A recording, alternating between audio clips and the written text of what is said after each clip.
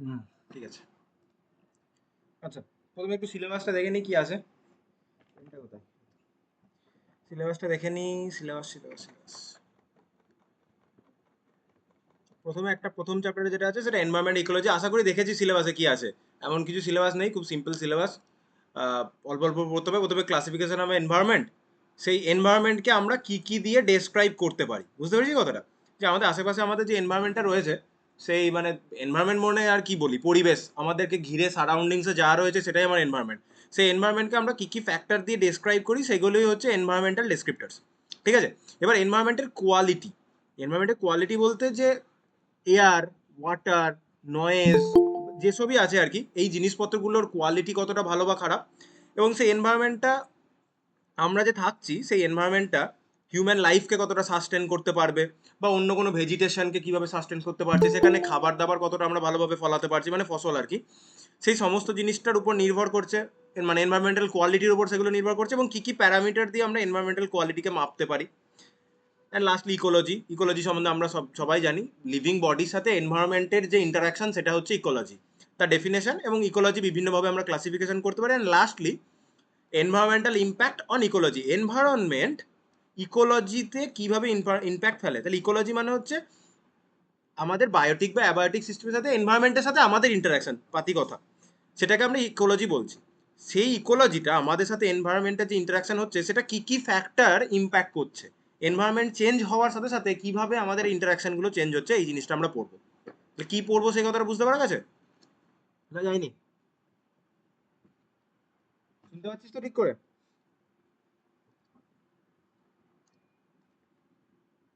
হুম, শুনতে পাচ্ছিস তো? হ্যাঁ স্যার। হ্যাঁ, চল। এরপরে কি আছে? এবার ওয়াটার পলিউশন যেদিন পড়বো সেদিন বলবো নেক্সট ক্লাসে। আজকে এই প্রথমটাই কমপ্লিট হয়ে যাবে, বেশিক্ষণ লাগবে না, হার্ডলি আর 25 মিনিট থেকে 30 মিনিট লাগবে। আচ্ছা, এরপরে এয়ার কোয়ালিটি, ওটা আমি বলবো। সলিড ওয়েস্টটা ঠিক আছে, রিনিউয়েবলটা মনে হয় যতদূর সম্ভব তোদের সুমন স্যার বলবে। রবিবার দিন মনে হয় 8টা থেকে ক্লাস আছে। যাই হোক, চল এনভায়রনমেন্টের ইকোলজিতে কি বলছে দেখি এবার। তাহলে প্রথমে classification of environment, environment ecology unit 1। তাহলে এনভায়রনমেন্ট কি?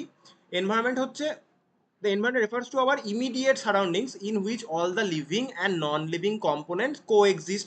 যেটা বললাম বেসিক্যালি আমাদের আশেপাশে যা রয়েছে, আমাদের যা সারাউন্ডিংস, যেটাই লিভিং নন লিভিং সমস্ত কম্পোনেন্টগুলো একসাথে থাকে, সেটাকে আমরা কি বলি? এনভায়রনমেন্ট বলি। এবার সেটাকে সোশ্যাল, ন্যাচারাল, বিল্ড এরকম ভাবে ভাগ করতে আমরা পারি। কিন্তু জয়েন করার চেষ্টা করলো। এবার কিভাবে আমরা এনভায়রনমেন্টে সারাউন্ডিংসে কিছু কথা লেখা রয়েছে, একই কথা ঘুরিয়ে ঘুরিয়ে লেখা রয়েছে যে এনভায়রনমেন্ট একটা হিউজ ইম্প্যাক্ট ফেলে অনেক ইন্ডিভিজুয়াল বিহেভিয়ার অ্যান্ড ইন্টেলেক্ট। তাহলে একটা মানুষ কিভাবে বিহেভ করবে সেটা তার এনভায়রনমেন্টের উপর নির্ভর করে। নিশ্চয়ই এক একটা আমি যদি বলি নর্থের লোক যারা ঠান্ডায় বসবাস করে তারা যেভাবে বিহেভ করবে, আর যারা সাউথে থাকে তাদের বিহেভিয়ারের মধ্যে চেঞ্জ থাকবে, কারণ তাদের এনভায়রনমেন্ট চেঞ্জ থাকে। বিহেভিয়ার মানে কি, মানুষের সাথে শুধু ব্যবহারের কথা বলছি না, তাদের খাবার দাবার যা খাচ্ছে, তাদের কথাবার্তা, আদব কায়দা, সবকিছুতে একটা চেঞ্জ থাকবে, এনভায়রনমেন্ট চেঞ্জ হচ্ছে বলে। এবার এনভায়রনমেন্টকে বেসিক্যালি দুটো ভাগে ভাগ করতে পারি মোটামুটি। একটা হচ্ছে জিওগ্রাফিক্যাল এনভায়রনমেন্ট, যেটা হচ্ছে ন্যাচারাল, যেটা নেচারে অটোমেটিক যে এনভায়রনমেন্টগুলো তৈরি হয়ে থাকে সেটা ন্যাচারাল বা জিওগ্রাফিক্যাল এনভায়রনমেন্ট। আর সেকেন্ডলি হচ্ছে ম্যান মেড, যেটা হিউম্যান মেড। তাহলে একটা ন্যাচারাল আর একটা ম্যান মেড, সিনথেটিক বলতে পারি, যদি এখানে সিনথেটিক তো আমরা বলবো না, ম্যান মেড এনভায়রনমেন্ট। তাহলে জিওগ্রাফিক্যাল এনভায়রনমেন্টের মধ্যে কি আছে? It consist all components provided by nature, যেটা বললাম নেচারে যেটা নিজে থেকে হচ্ছে যে এনভায়রনমেন্ট সেটা natural environment, hence can be called the natural environment. ঠিক আছে? It also referred to as physical environment, এটাকে আমরা ফিজিক্যাল এনভায়রনমেন্টও বলতে পারি, as it pertains to the physical requirement of life. আমাদের লাইফের যা ফিজিক্যাল রিকোয়ারমেন্ট, এয়ার হোক, ওয়াটার হোক, ফুড হোক, যা যা ফিজিক্যাল রিকোয়ারমেন্ট থাকে সেগুলো আমরা এনভায়রনমেন্ট থেকেই পাই। তাহলে ফিজিক্যাল মানে হচ্ছে এটা। তাহলে এটা হচ্ছে ফিজিক্যাল আমাদের যে নিডগুলো। আর একটা আমাদের নিড থাকে সেটা হচ্ছে মেন্টাল নিড। সেটা তো আর আমরা নেচারের কাছ থেকে সবসময় পেতে পারি না। মানে তুই বলবি আমি পাহাড়ে ঘুরতে চলে গেলাম তাহলে আমার ডিপ্রেশন সেরে গেল, আমি সেরকম কথা বলছি না। মানে একটা থেরাপিউটিক, মানে নেচারের সাথে তো তুই ডাইরেক্ট কথা বলতে পারবি না, নেচারের কাছ থেকে তুই যেটা ডাইরেক্ট নিতে পারবি সেটা হচ্ছে তোর ফিজিক্যাল নিডের জন্য যেটা দরকার সেই জিনিসগুলো। সেই জন্য একটা ফিজিক্যাল এনভায়রনমেন্টও বলা যায়। This physical or geographical conditions are dependent on the existence of humans.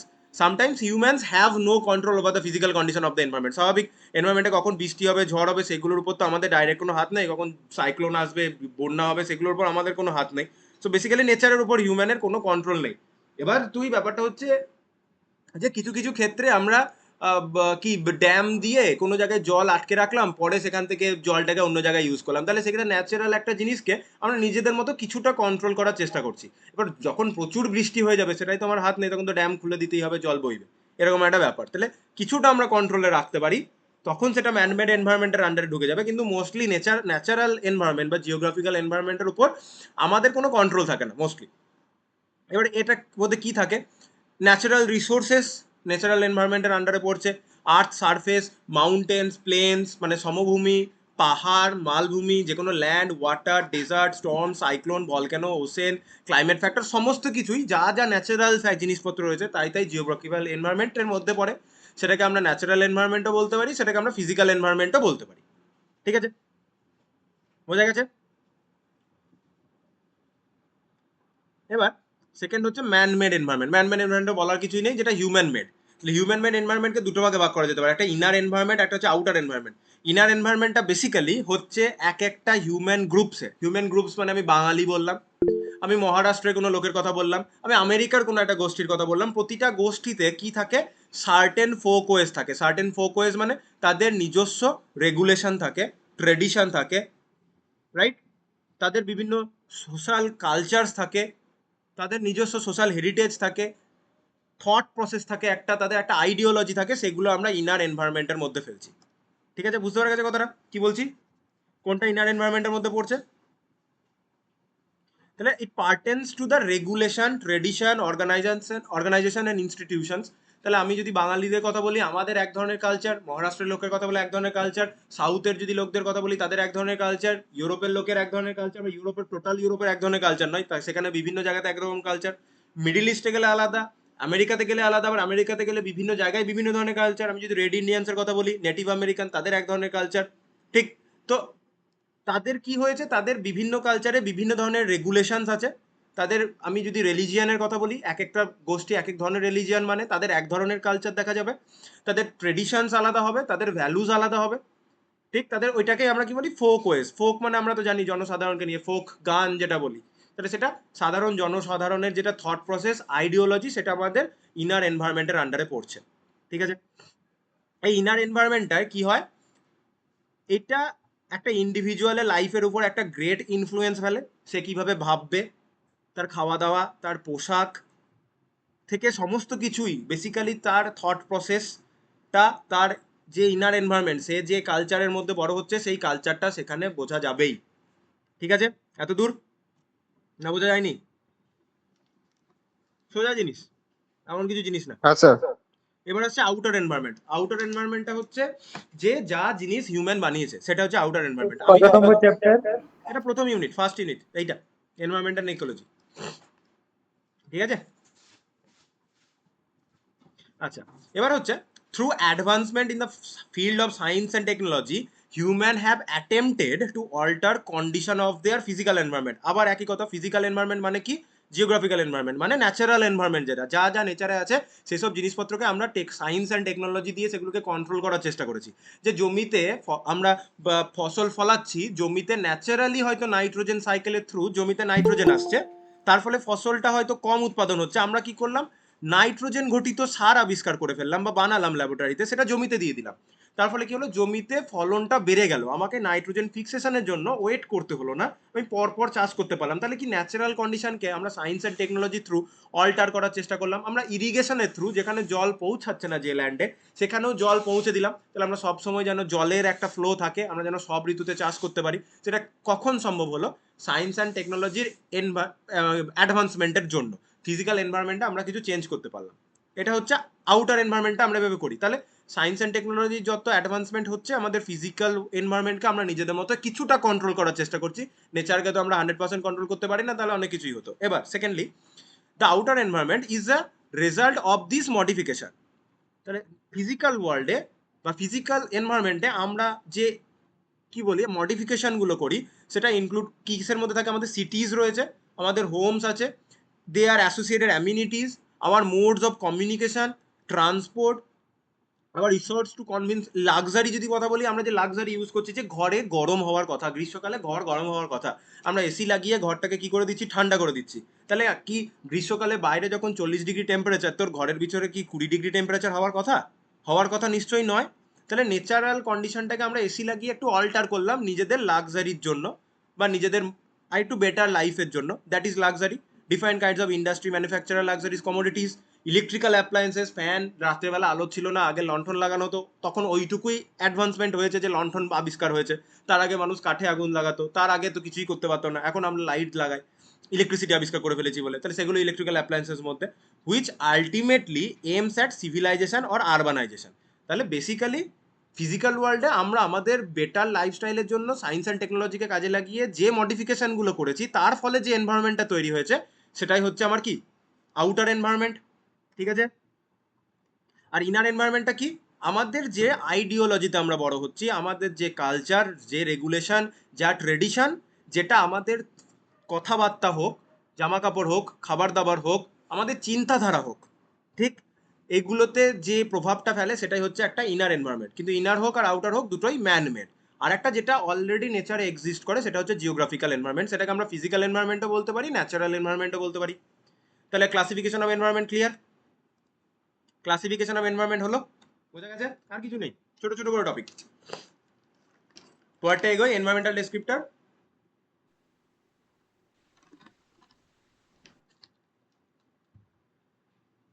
কিছু ডাউট থাকলে বলবি।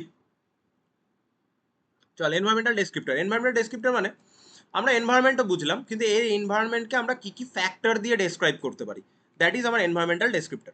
তাহলে এনভায়রনমেন্টাল ডেসক্রিপ্টরের মধ্যে প্রথম কি করে, যে এনভায়রনমেন্টাল ডেসক্রিপ্টরটা কি আদতে, refer to the characteristics of the physical and natural world that can be used to describe a particular environment or ecosystem.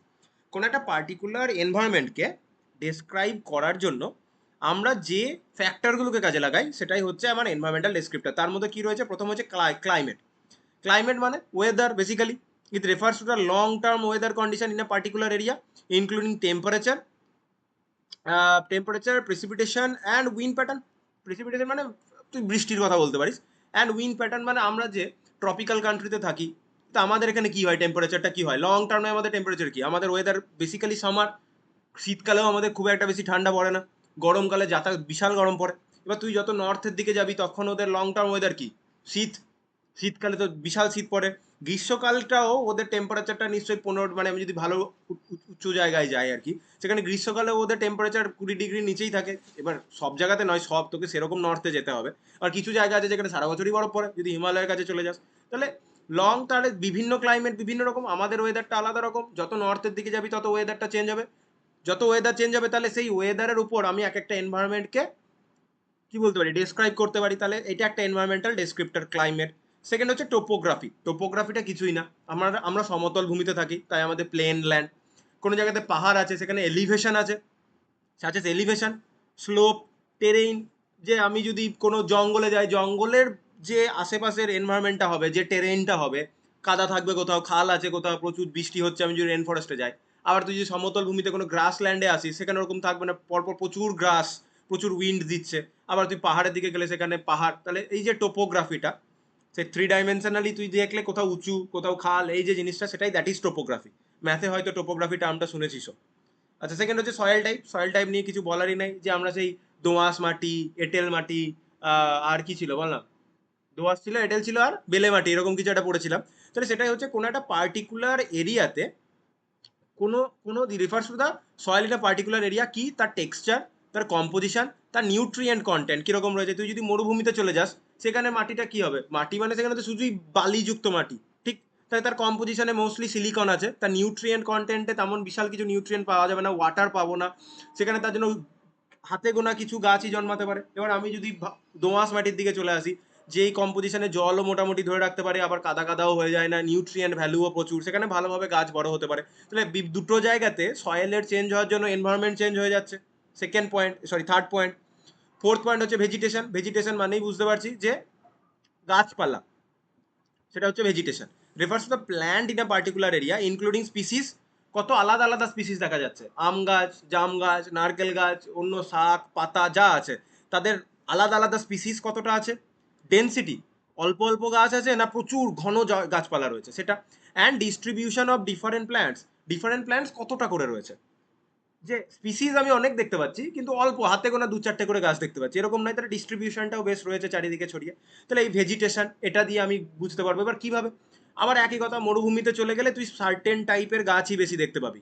আবার তুই যদি সমুদ্র এলাকার দিকে চলে যাস তাহলে ওখানে নারকেল গোছের গাছ তুই বেশি দেখতে পাবি। তাহলে এক একটা জায়গাতে এক এক ধরনের স্পিসিস ডমিনেটেড আকারে থাকে, তাহলে সেটাও কি হচ্ছে ভেজিটেশনটার উপর তুই একটা এনভায়রনমেন্টকে ব্যাখ্যা করতে পারছিস, এটা একটা ডেসক্রিপ্টার। সেখানে হচ্ছে ওয়াটার অ্যাভেবিলিটি, আবার এক এক্সাম্পল দেওয়া যাবে ডেজার্ট। আর আমি যদি কোনো একটা সমুদ্রের এক্সাম্পল দিই তাহলে ডেজার্ট, যেখানে ওয়াটার অ্যাভেবিলিটি কম সেখানে সার্টেন টাইপ অফ প্রাণী বাঁচতে পারবে, আর যেখানে ওয়াটারের বেশি সেখানে সার্টেন টাইপ অফ গাছ বাঁচবে বা প্রাণী বাঁচতে পারবে। সেটাই refers to the availability of water. Availability of water, water কতটা পাচ্ছে in a particular area, including amount and quality. Source তো আছেই, তাহলে অ্যামাউন্ট কতটা জল পাচ্ছে। সেকেন্ডলি যে জলটা পাচ্ছে সেই জলটা কতটা নিউট্রিয়েন্ট নিয়ে আসছে, দ্যাট মিনস তার কোয়ালিটি। অ্যান্ড সোর্স, যে সোর্সটা কি ভালো রকম সোর্স আছে, বা সোর্সের সাথে অ্যামাউন্টটা ডাইরেক্টলি প্রপোর্শনাল। অ্যামাউন্ট বেশি থাকবে তোর কাছে যদি সোর্স ভালো থাকে, ওয়াটারের ওয়াটারের সোর্স যদি কম থাকে তাহলে অ্যামাউন্টও কম পাবো। কোয়ালিটিটা আলাদা, মিউচুয়ালি এক্সক্লুসিভ ঘটনা। কোয়ালিটি, তোর কাছে সোর্স প্রচুর আছে জলের কিন্তু সেই জলের কোয়ালিটি ভালো নয়, আর তোর কাছে সোর্স কম আছে কিন্তু কোয়ালিটি ভালো, তাহলে দুটোকে আমি একসাথে গুলিয়ে ফেলতে পারি না। তবে অ্যামাউন্টটা সোর্সের সাথে ডাইরেক্টলি প্রপোর্শনাল বলা যেতে পারে। তাহলে এটা ওয়াটার অ্যাভেবিলিটির ওপর। তাহলে ওই ডেজার্ট আর আমি যদি সি সমুদ্রের কোনো এলাকা বলি তাহলে দুটো আলাদা আলাদা, একদম দুটো এক্সট্রিম কন্ডিশন। এক জায়গায় জল আসছে না, এক জায়গায় প্রচুর জল, তাহলে দুটো আলাদা আলাদা এনভায়রনমেন্ট হয়ে যাচ্ছে। এবার আসছে ল্যান্ড ইউজ, যে ল্যান্ডটা রয়েছে সেটা কিভাবে আমরা ইউজ করছি। Refer to a land in a particular area is used, তাহলে যে ল্যান্ডটা রয়েছে সেটা অ্যাগ্রিকালচারের জন্য কতটা ইউজ হচ্ছে, ফরেস্ট্রি মানে বন জঙ্গলের জন্য কতটা আছে, আরবান ডেভেলপমেন্টের জন্য কতটা ইউজ হচ্ছে, আর কনজারভেশনের জন্য কতটা হচ্ছে। এবার আমি যদি বলি আমরা কলকাতায় থাকি, কলকাতা থেকে যদি আমরা আরেকটু সাউথের দিকে চলে যাই, সুন্দরবনের দিকে চলে যাই, তাহলে দুটো জায়গাতে ল্যান্ডের ইউজ নিশ্চয়ই দু ধরনের। তার কারণ কি হচ্ছে, যে আমি জঙ্গলের দিকে গেলে সেখানে ম্যানগ্রোভ ফরেস্ট পাচ্ছি, তাহলে সেটা ফরেস্টই ল্যান্ডটা মোস্টলি ল্যান্ড ইউজ হচ্ছে কিসের জন্য না, গাছপালা ওখানে ফরেস্টের জন্য, জঙ্গলের জন্য। কিন্তু কলকাতার দিকে আমরা যখন আসছি সেখানে কি হচ্ছে, আরবানাইজেশন হচ্ছে, গাছপালা আমরা কম মানে জঙ্গল কম দেখতে পাবো, বাড়িঘর বেশি দেখতে পাবো। আবার যদি আমরা একটু বর্ধমানের দিকে চলে যাই, গ্রামের সাইডগুলো, সেখানে অ্যাগ্রিকালচারের জন্য মোস্টলি ল্যান্ড ইউজ হয়, এরকম ব্যাপার। আবার যদি কোনো অভয়ারণ্য থাকে সেটা তো কনজারভেশন হচ্ছে, সেটা তো অলমোস্ট আমি ফরেস্ট্রির মতো বলতে পারি, ডাইরেক্ট ফরেস্ট বলা যায় না। আচ্ছা, তারপর আছে বায়োডাইভার্সিটি। বায়োডাইভার্সিটি মানে bio in the sense living things এর ডাইভার্সিটি কতটা, একটা এলাকাতে কত টাইপের গাছ দেখতে পাচ্ছি এবং কি ধরনের গাছ দেখতে পাচ্ছি। Refers to the variety and abundance of different species. তাহলে ভ্যারাইটি, কত কত আলাদা আলাদা গাছ দেখতে পাচ্ছি এবং তারা কত বেশি পরিমাণে রয়েছে। আবার ডেজার্টে গেলে আমরা সার্টেন টাইপের গাছ দেখতে পাবো, যেখানে যে ধরনের গাছের পাতাগুলো অনেকটা মোটা হয়, তার ভিতরে জিলেটিনিয়াস টাইপের থাকে, আমরা পড়েছিলাম। ঠিক আছে, ক্যাকটাস গোছের গাছগুলো, সেই ক্যাকটাস গাছের গাছ আমরা এদিকে কম দেখবো, মরুভূমিতে বেশি দেখতে পাবো।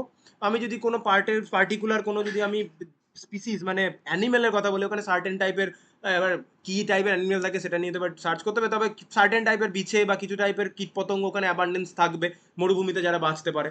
সেটা জলাভূমিতে তাদের একটু পরিমাণটা কম থাকবে।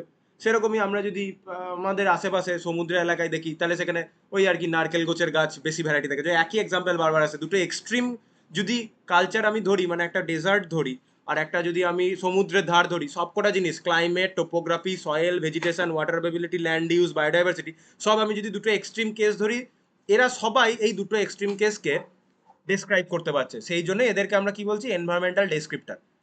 যে ক্লাইমেটটা মরুভূমিতে একরকম হবে, সমুদ্রের ধারে ক্লাইমেট আলাদা হবে, তাহলে ক্লাইমেট দিয়ে এনভায়রনমেন্টকে ব্যাখ্যা করতে পারছি।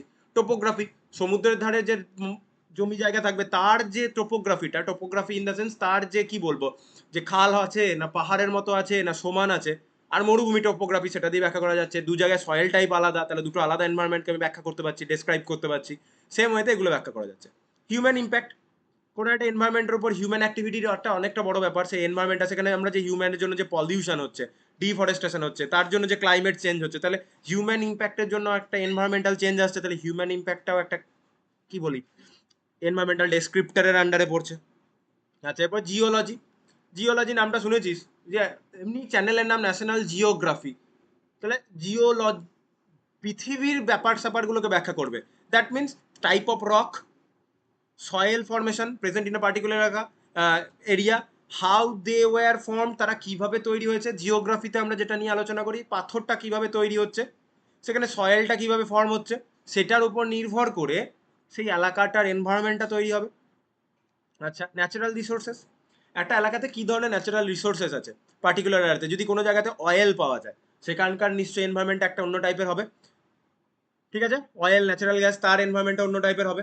রিনিউয়েবল এনার্জি সোর্স, তাহলে এনার্জিটা আমি কিরকম টাইপের পাচ্ছি সেটার উপর কিন্তু আলাদা টাইপের নেচার তৈরি হবে। তাহলে ন্যাচারাল রিসোর্সটাও এক ধরনের এনভায়রনমেন্টাল ডেসক্রিপ্টারের মধ্যে পড়ছে।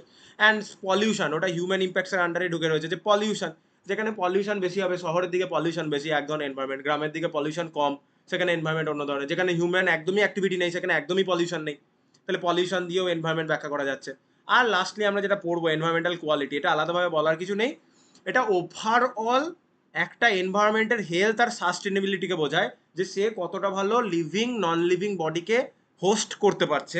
তাহলে যে এনভায়রনমেন্টে living and non living body ভালোভাবে থাকতে পারছে, সেটা যদি এনভায়রনমেন্টাল কোয়ালিটি ভালো হয়, তাহলে লিভিং নন লিভিং বডি ভালো করে থাকতে পারবে। নিশ্চয়ই আমরা কি এখন ভলক্যানোর পাশে গিয়ে বাড়ি ঘর বানাবো না, স্বাভাবিকভাবেই ভলক্যানোর পাশে গিয়ে বাড়ি ঘর বানাবো না, কারণ ওখানে হিউম্যান লাইফের জন্য বা লিভিং বডির জন্য এনভায়রনমেন্টাল কোয়ালিটিটা স্যাটিসফ্যাক্টরি নয়। এরকম একটা ব্যাপার। তাহলে আর যখন আর্লি সিভিলাইজেশন এই জন্যই সমুদ্র নদীর ধারে তৈরি হয়েছিল, কারণ সেখানে সবসময় ডাইরেক্ট একটা ওয়াটারের ফ্লো থাকতো, তার জন্য সেখানে ভালোভাবে অ্যাগ্রিকালচার হোক, নিজেদের খাওয়ার জল হোক, সব কিছুর জন্য জলটা পেতো। তাহলে সেখানে এনভায়রনমেন্টাল কোয়ালিটিটা তারা ভালো পেয়েছে, তার জন্য সেখানে হিউম্যান লাইফ সাস্টেন করতে পেরেছে, তারা সেখানে জনবসতি বানিয়েছে। ঠিক এখনকার সিভিলাইজেশন কি হয়, বড় বড় রাস্তার ধারে, কারণ জলটা আমাদের কাছে এখন অতটা, জলটা ফ্যাক্টর, অবশ্যই ফ্যাক্টর, যে সমুদ্রের ধারে বা নদীর ধারে থাকলে তবে ভালো জল পাবো এমন নয়। আমরা মাটির তলায় জল বোরিং করে জল নিই, আমাদের ওভারের ট্যাঙ্কস রয়েছে, মিউনিসিপ্যালিটি থেকে জল চলে আসে, তো সেটা নিয়ে আমরা আর ভাবি না যে জল আমরা পাবো। এখন আমাদের কমিউনিকেশনটা ভালো হতে হবে, আমরা যেখানে থাকি তার আশেপাশে কি কমিউনিকেশনটা ভালো হচ্ছে, তখন আমরা সেটাকে একটা ভালো এনভায়রনমেন্ট ভাবি। যে কোনো জায়গায় যে এনভায়রনমেন্টে ভালো স্কুল রয়েছে, এখানে ভালো চিকিৎসা রয়েছে, তাহলে তুই ভাবছিস এটা একটা ভালো এনভায়রনমেন্ট, এখানে ভালো এডুকেশন রয়েছে, ভালো হেলথ সেক্টর রয়েছে, কমিউনিকেশনও ভালো, তা তোর কাছে ওই এনভায়রনমেন্টাল কোয়ালিটিগুলো কাজে লাগছে, তো সেটা দিয়ে একটা এনভায়রনমেন্ট ব্যাখ্যা করা যাচ্ছে। ঠিক আছে, বোঝা গেছে এত দূর? দুটো টপিক হলো, যে ক্লাসিফিকেশন অফ এনভায়রনমেন্ট আর এনভায়রনমেন্টাল ডেসক্রিপ্টার্স। ঠিক আছে, না আর কিছু বলতে হবে? বোঝা গেল কথাগুলো? জটিল তো কিছু না, ওই একটু হালকা করে বুঝে মুখস্থ করে নিবি। কোশ্চেন প্রিভিয়াস এর যদি কোনো কোশ্চেন থাকে দেখবি কিরকম দিচ্ছে। হয়তো মোস্টলি যদি কোশ্চেন দেয়, কি বলবে যে দুটো এনভায়রনমেন্টাল ডেসক্রিপ্টরের নাম বলো এবং তারা কিভাবে এনভায়রনমেন্টকে ফ্যাক্ট করে বলো, তাহলে এখান থেকে দুটো এনভায়রনমেন্টাল ডেসক্রিপ্টর তুললি, ক্লাইমেট টোপোগ্রাফি বা ক্লাইমেট ওয়াটার অ্যাভেবিলিটি, সেটার উপর নির্ভর করে এরকম টাইপেরই প্রশ্ন করবে। ঠিক আছে, এবার আসছে এনভায়রনমেন্টাল কোয়ালিটি। এনভায়রনমেন্টাল কোয়ালিটি মানে ডাইরেক্ট হিসাব, সেখানে water quality, air quality, soil quality. এই water pollution, air pollution, soil pollution and এখানে 6 নম্বরে যেটা ঢুকে রয়েছে নয়েজ পলিউশন, এই চারটে টপিকই নেক্সট ক্লাস থেকে হবে। তাহলে এই যে water pollution and pollutants, air quality and noise pollution. তাহলে কোয়ালিটিতে যেখানে এয়ারের অবস্থা খুব খারাপ, সেই এনভায়রনমেন্টাল কোয়ালিটিটা খুব খারাপ হবে, কারণ সেখানে তো শ্বাস নিতে কষ্ট হবে, বিভিন্ন টাইপের বায়ু দূষণ ঘটিত যে রোগগুলো হয় সেগুলো হবে। ঠিক আছে, তাহলে ওয়াটার কোয়ালিটিটা একটা ব্যাপার। তাহলে ওয়াটার কোয়ালিটি আমি ওয়াটার কোয়ালিটি নিয়ে আর বেশি ডিটেলে যাচ্ছি না এই মোমেন্টে, তার কারণ পরের চ্যাপ্টারটা পুরোটাই ওয়াটার কোয়ালিটির উপরেই আছে, যে কোন কোন ফ্যাক্টরের উপর ওয়াটার কোয়ালিটি নির্ভর করে, কোনগুলো পলিউটেন্ট, সেগুলো থেকে আমরা কিভাবে বাঁচতে পারি, এই জিনিসপত্রগুলো নেক্সট চ্যাপ্টারে আছে। তাহলে ওয়াটার কোয়ালিটি, তাহলে এটা কি, this refers to the physical, chemical and biological characteristics of water such as temperature, জলের পিএইচ, তাতে ডিসলভড অক্সিজেন, ওই সিওডি বিওডি দেখবো, নিউট্রিয়েন্টস, জলে কতটা নিউট্রিয়েন্টস আছে, যে জলে যে প্রাণীগুলো রয়েছে তারা সেখান থেকে নিউট্রিয়েন্টস কতটা পাচ্ছে, প্রেজেন্স অফ পলিউট্যান্ট, সেই জলটা কতটা পলিউটেড, তাহলে পলিউট্যান্ট যদি বেশি থাকে তাহলে পলিউশন বেশি হবে, এগুলো কম থাকলে ওয়াটার কোয়ালিটি বেশি হবে, মানে পলিউট্যান্টসের কথা বলছি। এয়ার কোয়ালিটি, কি বলবো এয়ার কোয়ালিটিতে, যেন ক্ষতিকারক গ্যাসগুলো যদি এয়ারে কম থাকে, এয়ারে যদি ডাস্ট পার্টিকেল, অ্যারোসল, এগুলো যদি কম থাকে, প্যান যেগুলো আমরা পড়বো, এগুলো যদি কম থাকে, এয়ার কোয়ালিটি বেটার হবে। সয়েল কোয়ালিটি, সয়েলের কোয়ালিটি যদি ভালো হয়, সেখানে ভেজিটেশন ভালো হবে, গাছপালা ভালো ফলবে, মানে ফসল ভালো ফলবে, তাহলে সেখানে খাবারের সোর্সটা ভালো থাকবে, তাহলে সেখানে সয়েল কোয়ালিটি সেটা। বায়োডাইভার্সিটি বলার আগে নয়েজ পলিউশনের কথা বলছি, যে আন তুই ধর বড় কোনো ফ্যাক্টরি রয়েছে, সেই বড় ফ্যাক্টরির পাশে তোর বাড়ি, সারাদিন সেখান থেকে আওয়াজ হবে, তাহলে সেখানে নয়েজ পলিউশন হচ্ছে, তুই কি চাইবি এই আওয়াজটা যেন কম থাকে, তুই নিরিবিলিতে থাকতে পারিস। তাহলে যদি পলিউশনটা, নয়েজ পলিউশন কম হয়, তাহলে সেটা নয়েজ, মানে কোয়ালিটিটার ওটা ফ্যাক্টর, আওয়াজ কম হচ্ছে, দ্যাট মিনস ওটা নয়েজ পলিউশন কম, তাহলে সেটা তোর কাছে বেটার এনভায়রনমেন্ট, তাহলে নয়েজ কোয়ালিটিটা ওখানে ভালো। আচ্ছা, biodiversity refers to the variety of life in a given ecosystem, including the number of species, genetic diversity, ecosystem diversity. বিভিন্ন টাইপের স্পিসিস ওখানে ভালো সাস্টেন করতে পারছে, বায়োডাইভার্সিটি সেখানে বেশি দেখা যাচ্ছে, সেখানে নানা ধরনের প্রাণী দেখা যাচ্ছে এবং তারা ভালোভাবে বংশ বিস্তার করতে পারছে, সংখ্যাটা তাদের বেশি, তাহলে সেখানে এনভায়রনমেন্টাল কোয়ালিটিটা ভালো বলেই তো বিভিন্ন টাইপের স্পিসিস সেখানে কি বলবো আর কি ফ্লারিশ করতে পারছে, ভালোভাবে বাঁচতে পারছে, তাহলে এনভায়রনমেন্টাল কোয়ালিটিটা ভালো। এটাও একটা তার কোয়ালিটি প্যারামিটার্স। বায়োডাইভার্সিটি বেশি, তার মানে নিশ্চয়ই এনভায়রনমেন্টটা ভালো।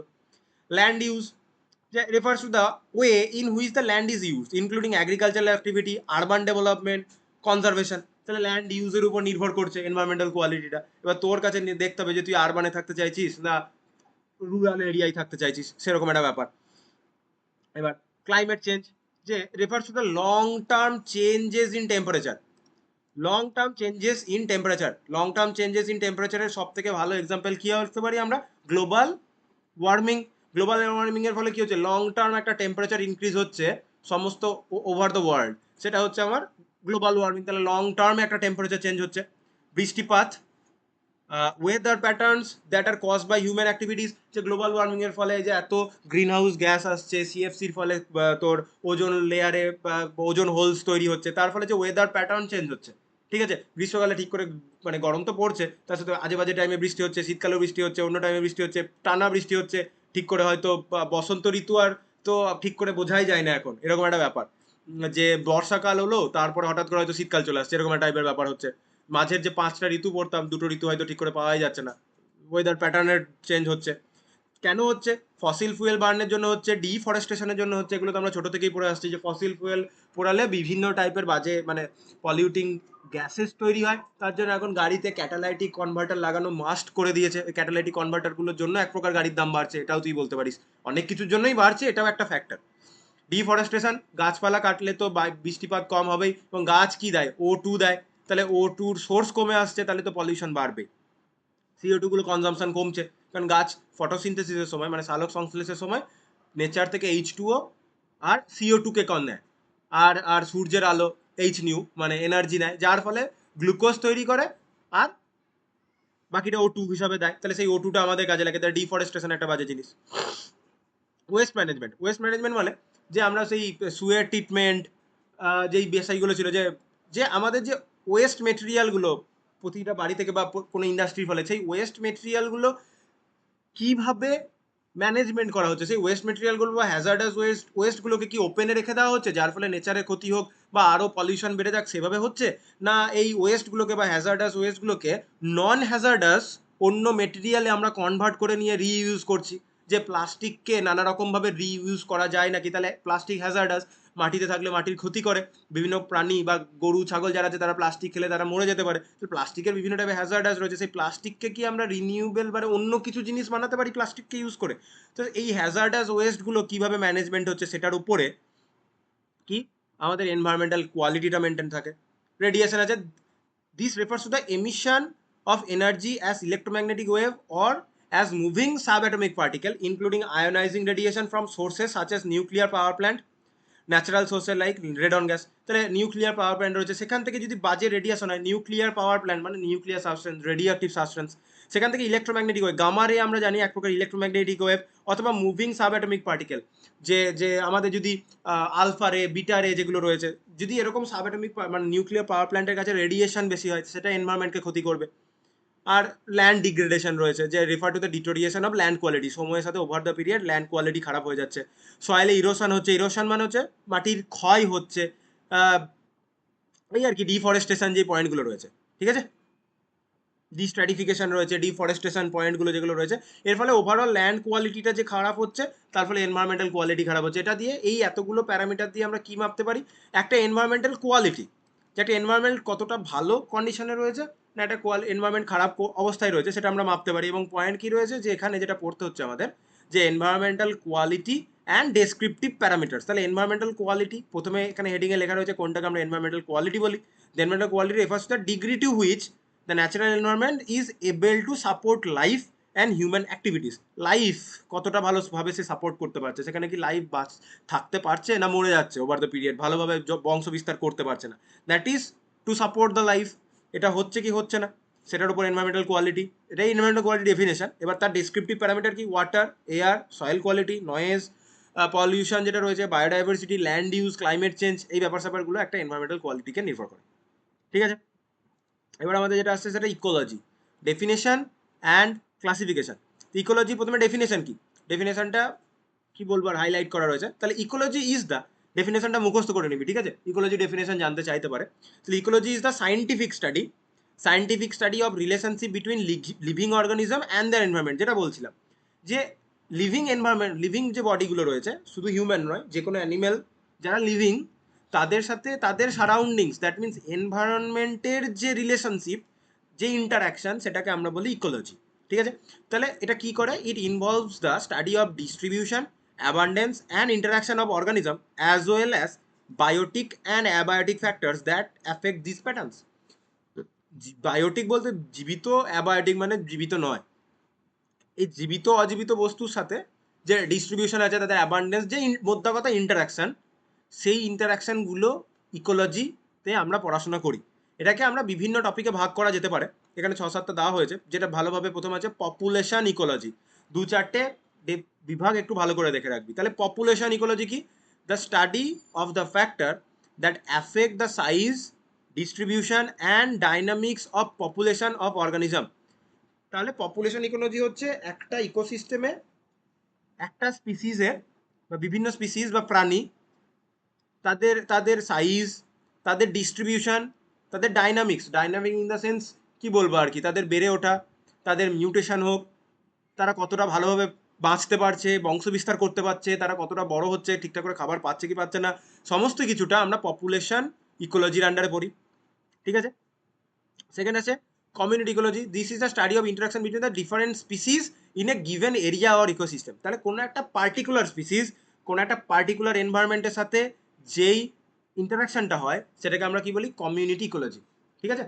কমিউনিটি ইকোলজির মধ্যে আমি যদি বলি পোলার বেয়ারকে আমি যদি এখন এই গরমের জায়গায় নিয়ে চলে আসি, তাদের কিন্তু অবস্থা খারাপ হয়ে যাবে। তাহলে পোলার বেয়ার কিন্তু পার্টিকুলারলি পোলার ক্যাশ, মানে যেখানে টেম্পারেচার নেগেটিভে অনেকটা নিচে, সেখানে তারা ভালোভাবে বাঁচতে পারে। তার রিজন কি, তাদের চামড়াটা অনেকটা চামড়া তো বলবো না, তার উপরে যে ফারটা থাকে সেটা অনেকটা পুরু, তাদের ওরকমই তাদের এভলিউশনটা হয়েছে, যেরকম ঠান্ডা জায়গাতে তারা বাঁচতে পারে।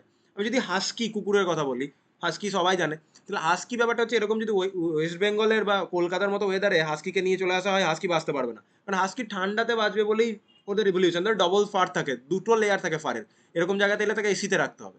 তাহলে এক একটা স্পিসিসের, তাহলে আমরা যে রাস্তায় যে কুকুরগুলো দেখতে পাই, ওদেরকে কিন্তু অতটা ফার দেখা যায় না, গায়ের উপরে যে রোমগুলো রয়েছে সেগুলো অনেকটাই কম। তার রিজন, তার কারণ তারা গরম এলাকায় রয়েছে, তাদের অত রোমের বা উপরের কি বলবো ফারের লেয়ার দরকার নেই, অত মোটা ফার হয়ে গেলে এখানে এমনি গরমে মরে যাবে। তাহলে এক একটা পার্টিকুলার স্পিসিস তার একটা গিভেন এরিয়াতে যে ইন্টারাকশনটা করে, সেটাকে আমরা, যে ইন্টারাকশনটা আমরা পড়ার চেষ্টা করি, বোঝার চেষ্টা করি, সেটা হচ্ছে কমিউনিটি ইকোলজি। আচ্ছা, এবার হচ্ছে ecosystem ecology, the study of flow of energy মানে, যেমন হচ্ছে বিভিন্ন টাইপের ফ্লো অফ এনার্জি, সূর্যের আলোটা গাছে ট্র্যাপ হচ্ছে, তাহলে সূর্যের এনার্জিটা গাছ কি করছে, বিভিন্ন নিজের খাদ্য তো ইউজ করছেই বানাতে, বাকিটা সুক্রোজ আকারে স্টোর করে রাখছে। সেই সুক্রোজটা কোনো ছাগল কি বলবো মাঠে চড়ে ঘাস খাচ্ছে, আলটিমেটলি আমরা মাংস খাওয়ার সময় হয়তো ছাগলের মাংসটা খাচ্ছি। তাহলে সূর্যের যে এনার্জিটা সেটা গাছে স্টোর হচ্ছে, সেখান থেকে ছাগল পাচ্ছে, সেখান থেকে আমরা হিউম্যান পাচ্ছি, বা কোনো সিংহ বা কোনো হরিণ খাচ্ছে। তাহলে এইভাবে সূর্যের এনার্জিটা কিন্তু এনার্জি ফ্লো হচ্ছে। এবার যেহেতু হিউম্যান অমনিভোরাস, আমরা এই এনার্জিটা হয়তো গাছের কাছ থেকেও ডাইরেক্ট নিতে পারি, বা কোনো কি বলতে পারি, যারা গাছপালা খায়, বেসিক্যালি ভেজিটেশন থেকে খাবার পায়, তাদের থেকে কনজিউম করে পাচ্ছি, তাই জন্য আমরা অমনিভোরাস। যে আমরা মাংস মানে কার্নিভোরাস নয়, মানে শুধুমাত্র কার্নিভোরাস নয়, ঠিক আছে, আমরা অমনিভোরাস, যারা ভেজিটেশন থেকে গাছপালা থেকে খাবার পাই, তাদেরকেও আমরা কনজিউম করতে পারি, আবার আমরা ডাইরেক্ট গাছপালা কনজিউম করতে পারি। তো সেইভাবে সূর্যের এনার্জিটা পাচ্ছি, মানে তাহলে যে দ্যাট ইজ। সর্বভুজি যেটা, হুম, বল। যেটা আমরা সর্বভুজি বলি সেটা। হ্যাঁ হ্যাঁ হ্যাঁ, একদম একদম। তাহলে এটা হচ্ছে ফ্লো অফ এনার্জি, এভাবে এনার্জি ফ্লো করছে। এবার বিভিন্ন টাইপের ইকোসিস্টেম আছে, যে পচা বস্তুর মধ্যে দেখবি, পচা বস্তু থেকে তো বা পচা গলা খাবার থেকে তো আর আমরা খাবার খেতে যাবো না, মরে যাবো বা বিশাল শরীর খারাপ করবে, তাহলে আমরা ওই জায়গা থেকে খাবার বা এনার্জি নিতে পারি না, আমাদেরকে ফ্রেশ ফুড থেকেই খাবার নিতে হবে। কিন্তু ওখানেও তো বিভিন্ন ধরনের পোকা বা বিভিন্ন টাইপের প্রাণী ওখানে খাবার দাবার ওখান থেকেও পায়, ঠিক? তাহলে সেটাও এক ধরনের কিন্তু ইকোসিস্টেমের মধ্যে পড়ে। জলজ প্রাণী, জলের ভিতরে যে মাছ যে থাকে, সে আলাদাভাবে এনার্জি ফ্লোটা পায়, সেটা একটা ওটা একটা ইকোসিস্টেম। আমরা যেখানে থাকি এটা একটা ইকোসিস্টেম, ঠিক আছে?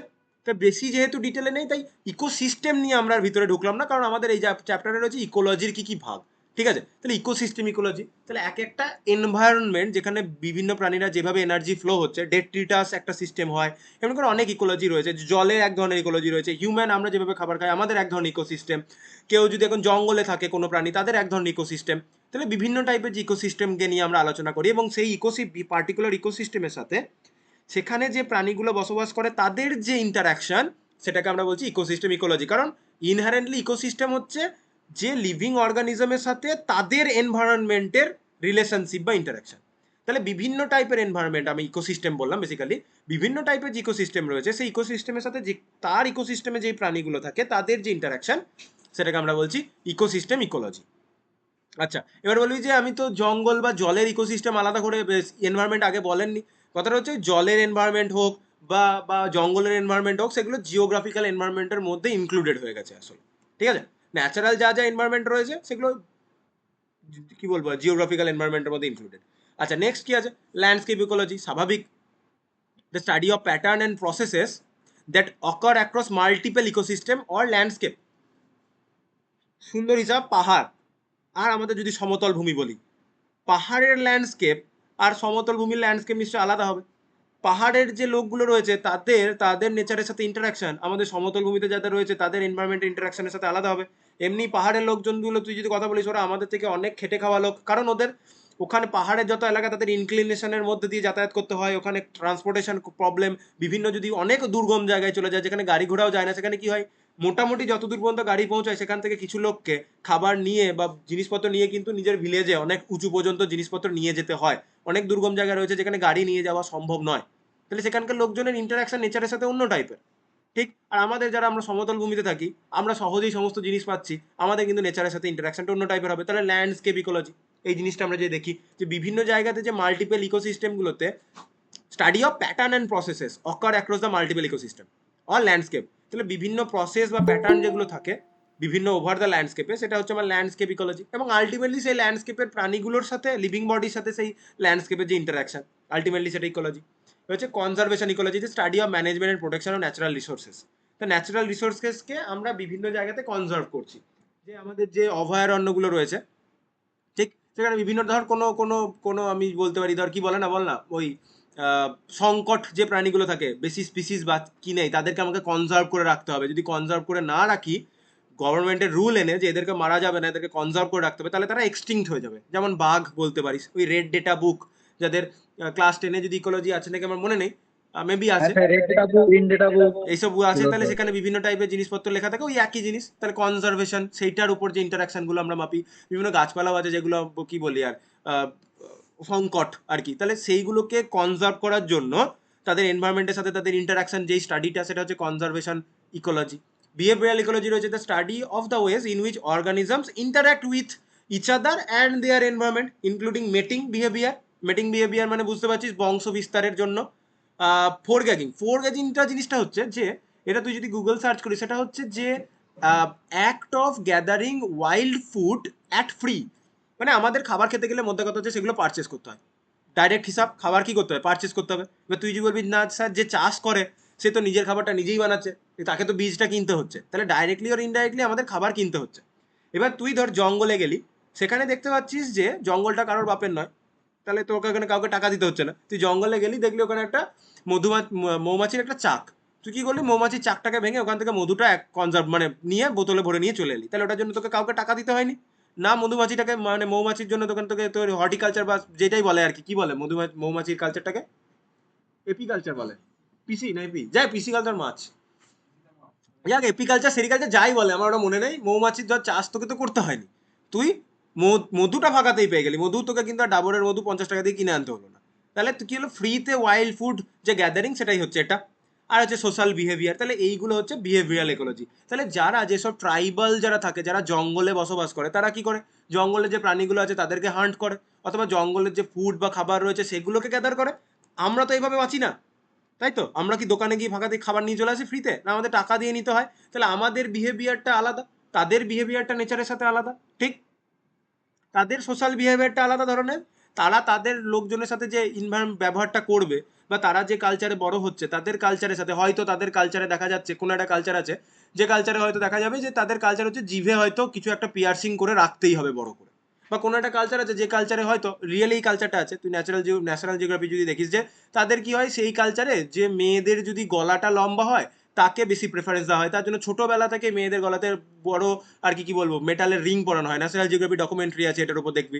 কিছু কালচার আছে যাদের খোঁচা খোঁচা দাঁত, মানে কিরকম বলবো, দাঁতটা আমাদের তো এরকম থাকে, তাদের কালচারে এরকম এরকম টাইপের দাঁতকে বেশি সুন্দর মনে করা হয়। তাহলে কি করা হয়, যে কোনো একটা ধারালো অস্ত্র দিয়ে ঠুকে ঠুকে ঠুকে ঠুকে দাঁতগুলোকে কোণ বরাবর কাটা হয়। তাহলে বিভিন্ন সোশ্যালে তাদের যে সোশ্যাল বিহেভিয়ারটা, তাদের প্যারামিটার্স অফ বিউটিটা আলাদা টাইপের। তাহলে এইগুলোই হচ্ছে বিহেভিয়ারাল ইকোলজির আন্ডারে পড়ছে। আমরা যে এই স্টাডিটা করছি that is behavioural ecology.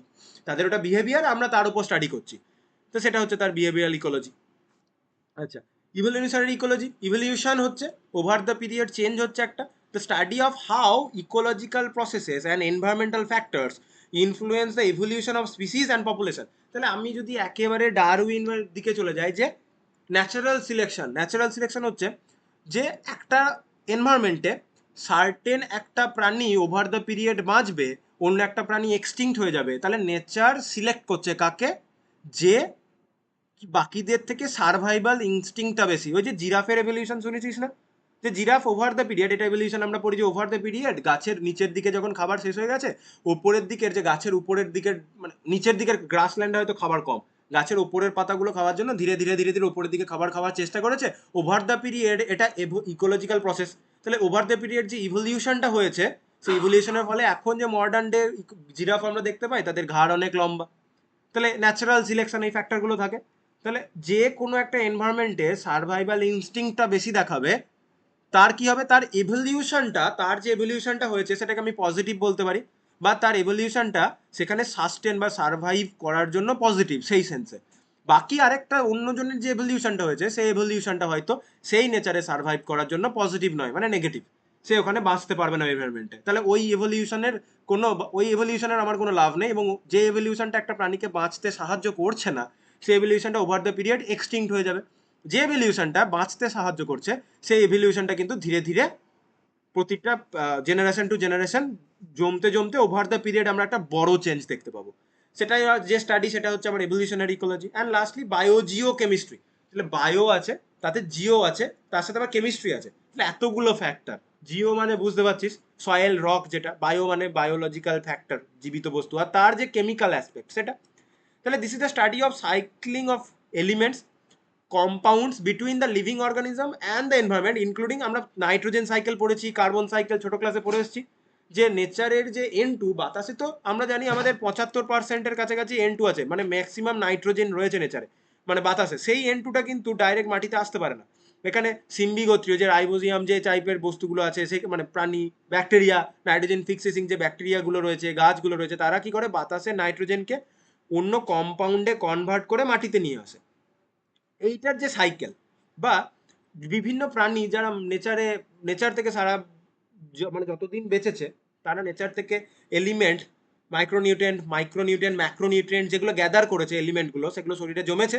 Over যখন সে মরে গেছে, সে কি হয়েছে, মাটিতে পড়ে রয়েছে। ওভার তার শরীরের যত nutrient say over the period gather করেছে নিজের শরীরে, ক্যালসিয়াম হোক, ফসফরাস, নাইট্রোজেন, কার্বন যেটা আছে, সেটা আবার ধীরে ধীরে ধীরে ধীরে ডিকম্পোজ করে আবার নেচারে ফিরে যাচ্ছে। That means cycling of elements and compounds between living organism and the environment.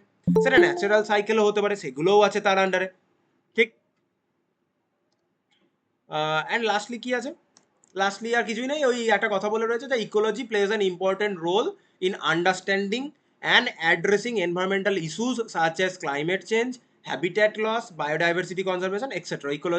এই ইকোলজিক্যাল স্টাডিগুলো বিভিন্ন অ্যাসপেক্টের উপর, যে আমরা পপুলেশন, কমিউনিটি, বিভিন্ন ছোট ছোট অ্যাসপেক্টের উপর আমরা যে ইকোলজিক্যাল স্টাডিগুলো করছি, সেটা আলটিমেটলি কোন প্রাণীটাকে কনজার্ভ করা উচিত, কোন প্রাণীটার এখন কনজারভেশন দরকার নেই, কোন প্রাণীটা বেশি হচ্ছে, সেই যে বায়োডাইভার্সিটি, হ্যাবিটেট লস, কোন কোন প্রাণী এখানে থাকতো তার হ্যাবিটেট লস হয়ে গেছে, তাকে অন্য জায়গায় নিয়ে আসা উচিত, তাকে তার ইন সিটু কনজারভেশন করবো না তাকে এক্স সিটু কনজারভেশন করবো। ইন সিটু মানে যার যেটা ন্যাচারাল হ্যাবিটেট তাকে সেখানেই কনজার্ভ করছি, আর এক্স সিটু কনজারভেশন হচ্ছে তাকে তার ন্যাচারাল হ্যাবিটেটে কনজার্ভ করা খুব কষ্টকর হয়ে যাচ্ছে, তাকে তুলে নিয়ে এসে আমরা জুতে রাখলাম। সেটা হচ্ছে এক্স সিটু। সিটু মানে হচ্ছে যার যেটা জায়গা তার সেটাই জায়গা, ইন সিটু মানে তার জায়গাতেই এক্স সিটু মানে তাকে সেখান থেকে তুলে নিয়ে চলে এলাম, জুতে রাখলাম, দিয়ে সেখানে আমরা ডেলি তত্ত্বাবধানে রেখে তাকে কনজার্ভ করলাম। এই স্টাডিগুলো ক্লাইমেট চেঞ্জ হচ্ছে কি হচ্ছে না সেগুলো আমাকে কে বলে দিচ্ছে? বিভিন্ন অ্যাসপেক্টে আমরা যে ইকোলজিক্যাল স্টাডি করছি সেগুলো বলে দিচ্ছে। ঠিক, তাহলে আমরা ইকোলজি এবং তার কি বলবো ক্লাসিফিকেশনটা দেখতে পেলাম। অ্যান্ড লাস্টলি আমাদের যেটা পড়ে রয়েছে সেটা হচ্ছে এনভায়রনমেন্টাল ইম্প্যাক্ট অন ইকোলজি। স্বাভাবিক ইকোলজিক্যাল স্টাডিগুলো আমাদের যদি এনভায়রনমেন্ট এখন পপুলেশন একটা ধর কোথাও কোনো জনবসতি ছিল না, সুন্দর water quality, air quality, noise যদি বা পপুলেশন পলিউশন কম ছিল, ওয়াটার কোয়ালিটি ভালো ছিল, প্রচুর ধরনের প্রাণী ওখানে বাঁচতে পারছিল, হঠাৎ করে পলিউশন শুরু হয়ে গেল হিউম্যান রিজনের জন্য, তাহলে সেখানে কি হবে? ধীরে ধীরে সব কোয়ালিটিগুলি ডিটোরিয়েট করবে, ওয়াটার এয়ার ডিটোরিয়েট করবে, নয়েজ বাড়বে। তাহলে এই যে ইকোলজিতে যে ফ্যাক্টরগুলো ফেলছে এনভায়রনমেন্টাল ইম্প্যাক্ট, সেগুলো কি কি? তাহলে কি বলেছে যে the environment has a profound impact on ecology such as living organisms are intricately connected, জটিল ভাবে বা খুব কি বলবো আর ভালোভাবে, ইন্ট্রিকেটলি মানে ওই বুঝতেই পারছি ইন্ট্রিকেটলি আর কি বাংলা বলি, connected to their surrounding physical and biological factors. Intricately মানে তুই কি তোর নেচার থেকে আলাদা হয়ে যেতে পারবি? কোনোদিনই পারবি না। তোকে নেচার থেকে তুই বেঁচে থাকতে গেলে অন্তত এয়ার তো নিতেই হবে। তুই খাবার না খেয়ে তুই 4-5 দিন বেঁচে থাকলি, ফোন দেখলি না, তাহলে তুই তোর নিজের যে কি বলবো ইনার, এই যে এই এনভায়রনমেন্ট, ইনার এনভায়রনমেন্ট, তুই তোর সোশ্যাল লাইফ থেকে আলাদা হয়ে গেলি। কিন্তু বায়ু তো তোকে আলটিমেটলি নিতেই হবে, এয়ার তো নিতেই হবে বেঁচে থাকার জন্য, ফুড তো নিতেই হবে বেঁচে থাকার জন্য, তুই বাকি সব ছেড়ে দিলি। তাই যে তুই নিজের সারাউন্ডিংসের সাথে কিন্তু ইন্ট্রিকেটলি কানেক্টেড, তার জন্য ফিজিক্যাল আর বায়োলজিক্যাল ফ্যাক্টরগুলো রয়েছে। এর তাহলে তুই যে এনভায়রনমেন্টে বড় হচ্ছিস সেটার কিন্তু তোর উপর একটা প্রোফাউন্ড ইম্প্যাক্ট রয়েছে। তোর তোর কি বলবো, তোর ঠান্ডা সহ্য করার ক্যাপাসিটি কতটা থাকবে সেটা নির্ভর করছে তুই কোন এনভায়রনমেন্টে বড় হচ্ছিস। তুই যদি এখন নরওয়ে, ফিনল্যান্ড, সুইডেনের দিকে চলে যাস, ভাইকিংসের দিকে, তাহলে তারা টিপিক্যালি ঠান্ডা ওয়েদারেই বড় হয়ে যায়, তাদের কিন্তু ঠান্ডা সহ্য করার ক্ষমতাটা আমাদের থেকে অনেক বেশি হবেই, স্বাভাবিক। আমরা এদিকে গরমের দিকে থাকি, আমরা ওদিকে গিয়ে ঠান্ডা অতটা ভালো সহ্য করতে পারবো না, ওদের আবার গরমে এলে সমস্যা হবে। তাহলে এই যে তার ফিজিক্যাল ওয়ার্ল্ড, তার উপর যে আমাদের উপর যে ফ্যাক্টরটা। আরেকটা জিনিস তার উপরে আমি যদি স্কিন কালারের কথা বলি, যে আমরা যারা গরমের দিকে থাকি আমাদের স্কিন কালারটা কিন্তু একটু ডার্কার সাইডে থাকে, তার রিজন যে ডার্ক স্কিন সূর্যের আলো বা তাপ বেশি সহ্য করতে পারে দেন লাইটার স্কিন। তাহলে যারা লাইটার স্কিন তারা দেখবি তাদের ওয়েদারগুলো এমনিই কম হয়, মানে ওয়েদার কম হয় বলছি, ওয়েদারের টেম্পারেচার কম হয়, ওয়েদার আবার কম কি, ওয়েদারের ওদের টেম্পারেচার কম, তার ঠান্ডা এলাকায় থাকে, তাহলে ওদের গায়ের রংটা এমনিই ফর্সার দিকে যায়, মানে লাইট কমপ্লেকশনের দিকে যায়। আমাদের ডার্কার কমপ্লেকশন কারণ আমাদের ওয়েদার গরম, ডার্কার স্কিন গরম ওয়েদারকে বেশি সহ্য করতে পারে, সেই জন্য তাহলে আমাদের এনভায়রনমেন্ট কিন্তু আমাদের ওপর একটা প্রোফাউন্ড ইম্প্যাক্ট রয়েছে। Changes in the environment such as alternation to the temperature, precipitation that is বৃষ্টি, soil quality, air quality, water quality can have significant effect on the distribution, abundance and interaction in different species। তাহলে আমি যদি direct হিসাবে কথা বলি, water quality বিশাল খারাপ হয়ে গেছে, মানুষজনের বিভিন্ন টাইপের ওয়াটার বোর্ন ডিজিজ হবে, ডায়রিয়া আছে, যদি আর্সেনিক ব্ল্যাক ফুড ডিজিজ এসব হতে পারে, যে জলের মধ্যে মার্কারি টার্কারি এসব যদি বেঁচে থাকে তাহলে আমাদের বিভিন্ন টাইপের রোগ আছে, ইতাই ইতাই আছে, মিনেমাটা, বিভিন্ন টাইপের যে রোগগুলো ছোটবেলায় পড়ে এসেছিলিস, ওয়াটার বোর্ন ডিজিজ বা ওয়াটারে যদি শুধুমাত্র ব্যাকটেরিয়ার জন্য নয়, কোনো ধর খারাপ এলিমেন্ট রয়েছে, মার্কারি রয়েছে, মার্কারি আমাদের জন্য খুব খারাপ, খুব টক্সিক, সেগুলো যদি জলের মধ্যে থাকে, আর্সেনিক আমাদের জন্য টক্সিক, সেগুলো যদি জলে বেশি থাকে তাহলে জলের কোয়ালিটি কমছে, তাহলে তার ফলে কি হবে? মানুষের মৃত্যু হবে, বংশ বিস্তার কম হবে, তাহলে ডিস্ট্রিবিউশন কমবে, অ্যাবান্ডেন্স মানে পরিমাণ কমবে, ঠিক, তাহলে তাদের ইকোসিস্টেমের সাথে ইন্টারাকশনটা অন্য টাইপের হবে। এইগুলো এনভায়রনমেন্ট কিভাবে ইফেক্ট ফেলছে এই জিনিসপত্রগুলো আমরা পড়বো, বেশি নেই, 4-5টা আছে, 5টা আছে। প্রথমে কি আছে? Climate change.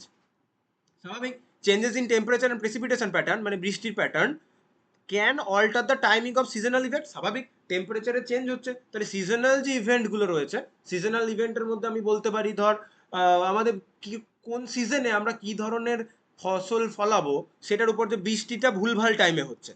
হ্যাঁ, তুই চাইছিস বৃষ্টি হোক এই মোমেন্টে, সেই টাইমে বৃষ্টি হচ্ছে না, যখন বৃষ্টি না হোক চাইছিস তুই জানিস এইটাই প্যাটার্ন থাকে, অমুক টাইমে বৃষ্টি হয় না, ওই টাইমে আমি ফসলটা লাগাবো, গাছটা সার্টেন বড় হওয়ার পর আমার বৃষ্টি দরকার, তুই সেই হিসাব করেই গাছ লাগাচ্ছিস, কিন্তু বৃষ্টিটা ভুলভাল টাইমে হচ্ছে, তুই বৃষ্টির প্যাটার্ন হিসাব করতে পারছিস না, তাহলে তোর গাছপালার ক্ষতি হচ্ছে, তাহলে সিজনাল ইভেন্টের ক্ষতি হচ্ছে, সাচেস মাইগ্রেশন আছে, ব্রিডিং আছে। হ্যাঁ, আমি যদি আমি তো ফসল ফলানোর সেন্সে বললাম, মাইগ্রেশন, বিভিন্ন যে মাইগ্রেটারি বার্ডগুলো রয়েছে তারা এক জায়গা থেকে আরেক জায়গায় মাইগ্রেট করে, তাদের যদি এখন টেম্পারেচার আর প্রেসিপিটেশন প্যাটার্নের ডিফারেন্স হয় তাদের মাইগ্রেশনের প্রবলেম হবে, তাদের ব্রিডিংয়ে প্রবলেম হবে, ব্রিডিং ইন দ্য সেন্স মেটিংয়ে প্রবলেম হবে।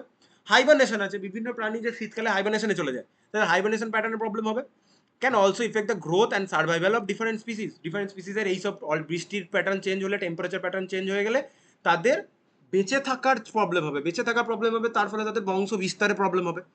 তো ওভার দ্য পিরিয়ড ক্লাইমেটের এরকম চেঞ্জ হওয়ার ফলে এনভায়রনমেন্টাল কোয়ালিটি ডিটোরিয়েট করবে, তার ফলে সেই এনভায়রনমেন্টের কোনো লিভিং বডিকে সাপোর্ট করার ক্ষমতা কমে যাবে এবং সেই প্রাণীটা ধীরে ধীরে সংখ্যা কমে যাবে। তাহলে এটা একটা ইকোসিস্টেমের বা ইকোলজির উপর এনভায়রনমেন্টাল একটা অ্যাসপেক্ট, যেটা হচ্ছে ক্লাইমেট চেঞ্জ। সেকেন্ড কি হতে পারে, হ্যাঁ তারপরে আরো কথা লেখা রয়েছে, দেখ rising temperature can also lead melting polar cap melt করছে, গ্লোবাল ওয়ার্মিং ফলে গ্লেসিয়ার যেগুলো আছে সেটা মেল্ট করছে, তার ফলে সি লেভেল রাইজ করবে। সি লেভেল রাইজ করার ফলে অলরেডি যেসব একদম সমুদ্রের ধারে যেসব জায়গাপত্র মানে শহরগুলো রয়েছে, তারা অলরেডি তাদের সি লেভেল রাইজ করার ফলে অনেক কিছু জলের তলায় চলে গেছে। যত সম্ভব ন্যাশনাল জিওগ্রাফিতেই দেখা ছিল জাকার্তা শহর, যেটা তোর ইন্দোনেশিয়ার মনে হয়, যাই হোক ওর সিটির কিছু পার্ট অলরেডি জলের তলায় চলে যাচ্ছে সি লেভেল রাইজ করার জন্য। আচ্ছা, হ্যাবিটেট ডিস্ট্রাকশন যদি হয় কিভাবে হতে পারে, কোনো একটা বন্যপ্রাণীর যে জঙ্গলে থাকে ডিফরেস্টেশন করে দিচ্ছিস, তাহলে সেই প্রাণীটা থাকার জায়গা পাচ্ছে না, আরবানাইজেশন হচ্ছে, শহর তৈরি হয়ে যাচ্ছে, সেটা আরবানাইজেশন। মাইন করছি, কোনো জায়গায় মাইন করে সেখানকার ন্যাচারাল রিসোর্সকে আমরা ওখান থেকে তুলে নিয়ে চলে আসছি। এই যে জিনিসপত্রগুলো হচ্ছে তার ফলে কি হচ্ছে, বায়োডাইভার্সিটি লস হচ্ছে স্বাভাবিক। ডিফরেস্টেশন করে দেওয়ার ফলে কি হবে, সেই জঙ্গলে যে বা ওই জায়গায় যে প্রাণীগুলো থাকছিল তারা থাকার জায়গা পাচ্ছে না, তাদেরকে খুব ছোট ফরেস্ট যদি হাফ হয়ে গেল, আগে তারা একটা 100% এরিয়ার মধ্যে থাকছিল, টোটাল ফরেস্টটাকে 100% বলছি, এখন 50% ফরেস্ট কেটে আমরা বাড়ি ঘর বানিয়ে আরবানাইজেশন করে দিচ্ছি। তাহলে টোটাল প্রাণীটাকে এখন 50% জঙ্গলের মধ্যে থাকতে হচ্ছে, তাদের তাদের তাদের তাহলে তাদের ফুড সোর্সটা আগের থেকে 50% হয়ে গেল, তাহলে তাদের গ্রোথ কমবে, তাদের তাদের ব্রিডিং কমবে, সার্ভাইভাল ইনস্টিংক্ট কমে যাবে, খাবার কমে যাচ্ছে, যার ফলে তাহলে বায়োডাইভার্সিটিটা আলটিমেটলি ডিক্লাইন করবে। Fragmentation of habitats can also lead to increase edge effect. Fragmentation, এই যে যেই কথাটা, যে জঙ্গলের হয়তো একটা প্রান্তে সার্টেন প্রাণী থাকতো, অন্য প্রান্তে আলাদা প্রাণী থাকতো, এখন জঙ্গল ছোট হয়ে যাওয়ার ফলে এজ ইফেক্ট দেখা যাচ্ছে। এজ ইফেক্টটা কি, where different environmental condition occur along the boundaries between different habitat.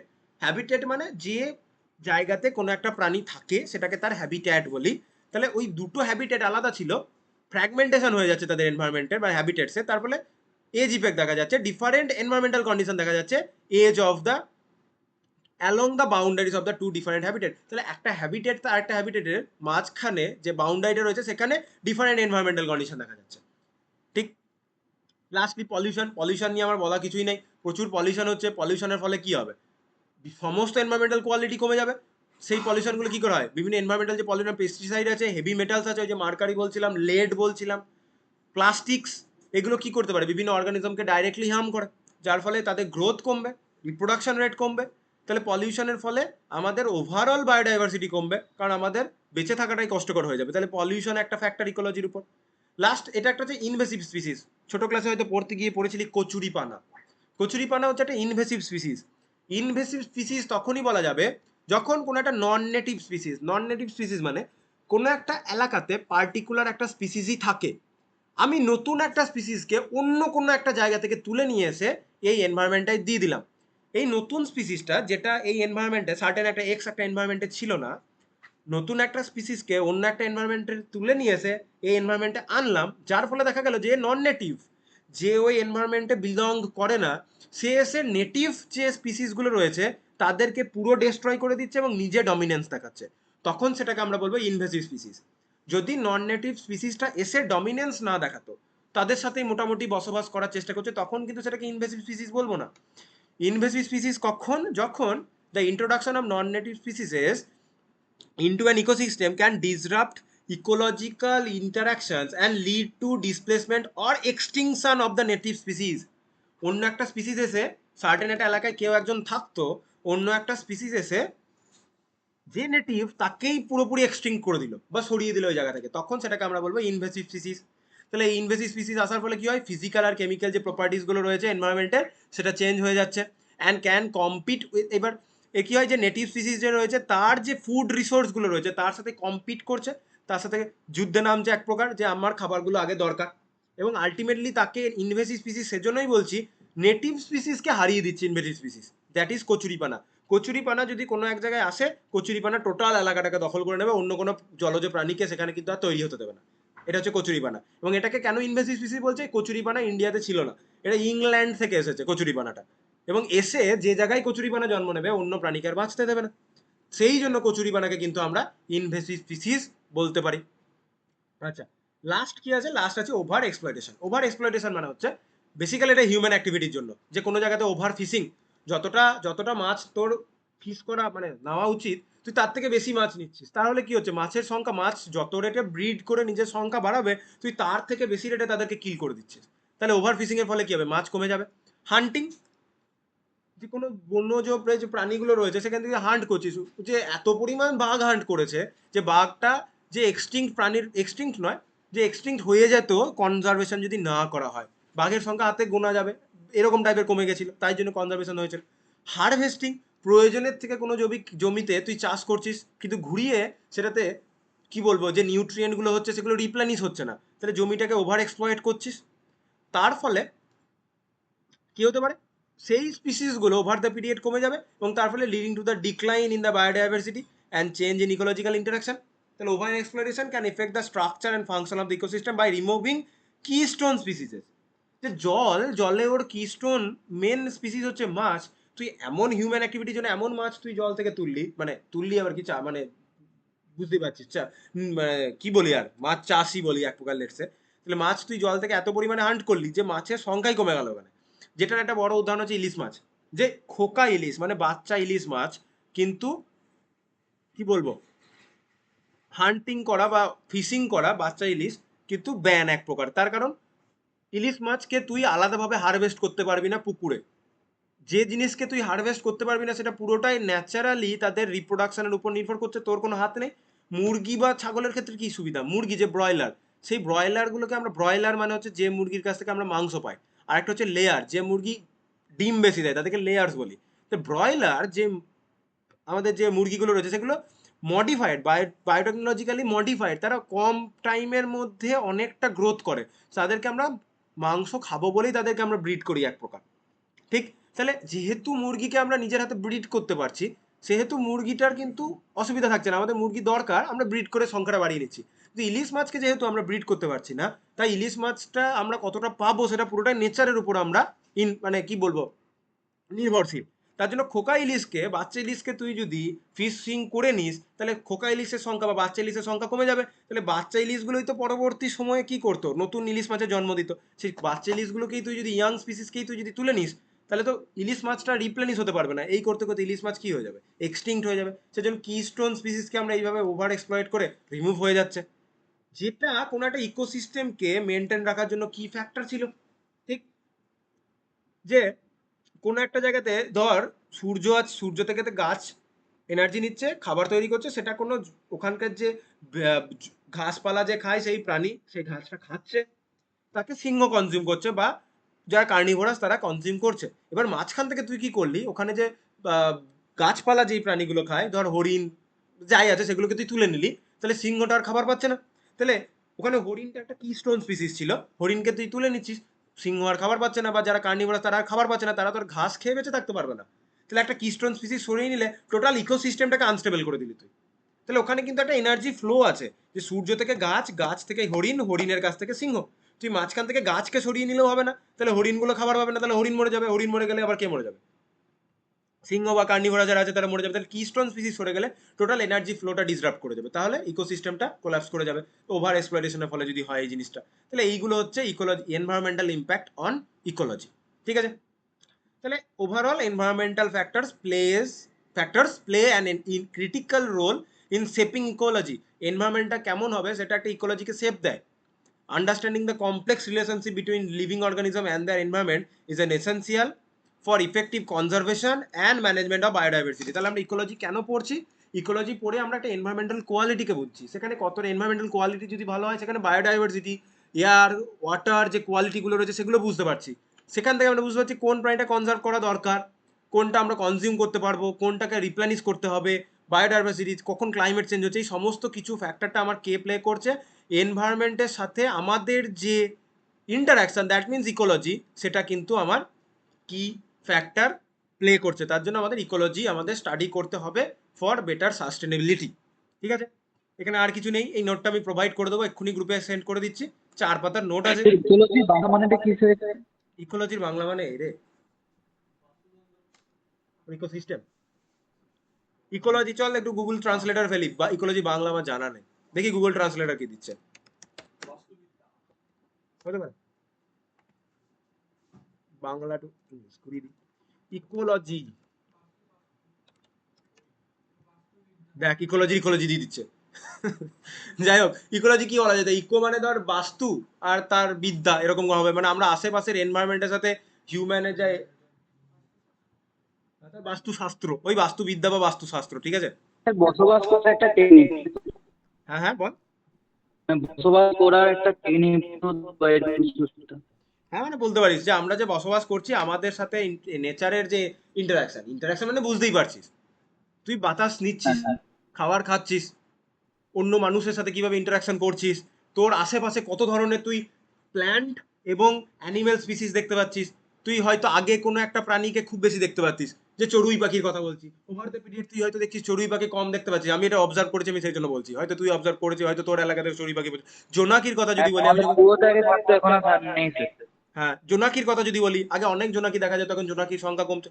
এই যে জিনিসপত্রগুলোতে ইন্টারাকশনগুলো দেখতে পাচ্ছি যে চেঞ্জ হচ্ছে ওভার দ্য পিরিয়ড, বায়োডাইভার্সিটি হোক, যে water quality over the period হয়তো কমে গেছে, তার জন্য হয়তো আমাকে ওয়াটার ফিল্টার ইউজ করতে হচ্ছে। ঠিক, আগেকার লোক পুকুর থেকেই জল খেত, এরকম একটা ব্যাপার। তাহলে ওয়াটার কোয়ালিটি, এই যে ইন্টারাকশনগুলো, দ্যাট ইজ ইকোলজি। ঠিক, পরের দিন তাহলে আমরা ওয়াটার স্টার্ট পড়বো, পরের মঙ্গলবার 9টা থেকে, ঠিক আছে। আর কিছু ডাউট আছে বল, কিছু ডাউট মানে কি, এটা একটু ওই বায়োলজিক্যাল জিনিস, বুঝতে পারছিস তো, খুব একটা বোঝার বোঝার আছে। স্যার এটা সপ্তাহে পড়েছিলাম বাংলাতে, এখন ইংরেজিতে পড়ছি। হ্যাঁ ওই আর কি, ছোট ছোট করে একটু বলে দেবো, বেশি বড় করবো না। খুব একটা বড় নোট সিলেবাসও নেই, ছোট্ট ছোট্ট করে পড়তে বলেছে। Detail hello sir. Technology not necessary, এরকম টাইপের ব্যাপার আর কি, ছোট ছোট করে পড়ে নেবো। ঠিক আছে, বল বল। স্যার বলছি আমি তো নতুন জয়েন করেছি, তো কতটা কি পড়ানো হলো একটুখানি বলবেন, সিলেবাস একটু দেখাবেন। এই তো সিলেবাস, প্রথম চ্যাপ্টারটা বলা হলো, 4 পাতার নোট আছে। এনভায়রনমেন্টাল ক্লাসিফিকেশন, এনভায়রনমেন্টকে আমরা কি কি ফ্যাক্টর দিয়ে ডেসক্রাইব করতে পারি, এনভায়রনমেন্টাল কোয়ালিটি কি জিনিস, তাকে আমরা কি কি প্যারামিটার দিয়ে ডেসক্রাইব করি, ইকোলজি কি জিনিস তার ক্লাসিফিকেশন, আর বিভিন্ন টাইপের এনভায়রনমেন্টাল ফ্যাক্টরগুলো কিভাবে ইকোলজির সাথে চেঞ্জ করে বা ইন্টারাকশন করে, সেইটা। ঠিক আছে, ইউনিট 1টা ফুল কমপ্লিট। ইউনিট 1টা হয়ে গেছে, হ্যাঁ, ছোট্ট জিনিস, বেশি ছিল না। আর নোটটা প্রোভাইড করে দিচ্ছেন না, হ্যাঁ আজকে একদম, করবেন একটু বললেন এক্ষুনি তাই? গ্রুপে দিয়ে দেবো, এক্ষুনি গ্রুপে দিয়ে দেবো। Okay sir. ঠিক আছে, ঠিক আছে তাহলে রাখছি। ইংলিশ। হ্যাঁ। আচ্ছা।